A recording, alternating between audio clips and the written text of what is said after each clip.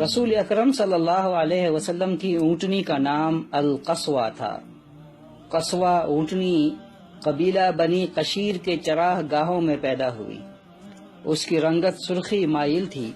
جب قصوہ 4 سال کی ہوئی تو حضرت ابو بکر صدیق رضی اللہ تعالی عنہ نے اسے بنی قشیر سے 800 درہم کے عوض خرید لیا۔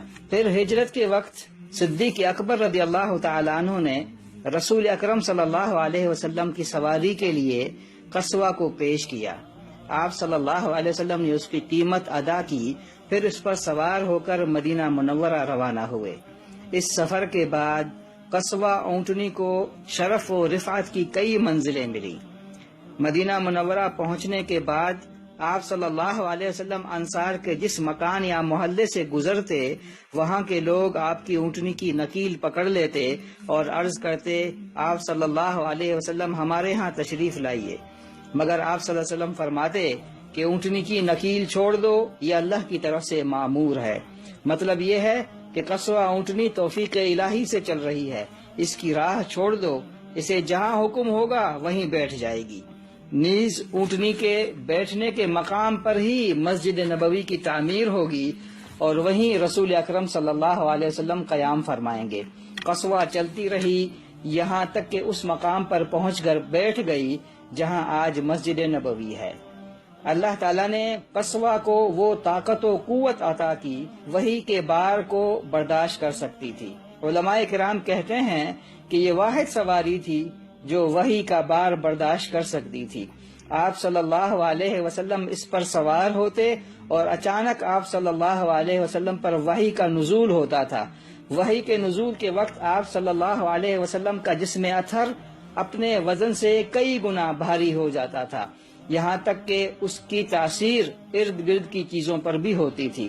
حضرت عائشہ صدیقہ رضی اللہ تعالی عنہا فرماتی ہیں، رسول اللہ صلی اللہ علیہ وسلم قصوہ پر سوار ہوتے اور اچانک وحی کا نزول ہوتا۔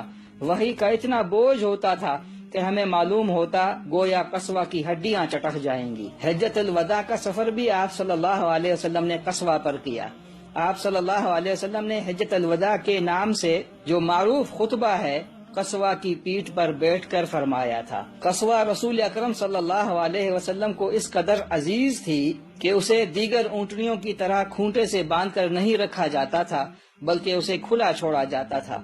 قصوہ کا دائمی مسکن جنت البقیع کے قریب ایک چراہ گاہ تھی، وہاں قصوہ قرب و جوار کی جھاڑیوں سے چرتی تھی۔ قصوہ رسول اکرم صلی اللہ علیہ وسلم کی خدمت میں 11 سال تک رہی۔ آپ صلی اللہ علیہ وسلم کی وفات جہاں تمام صحابہ کرام کے لیے عظیم صدمہ تھا، وہاں قصوہ کے لیے بھی حضور اکرم صلی اللہ علیہ وسلم کی وفات کسی بڑی مصیبت سے کم نہ تھی۔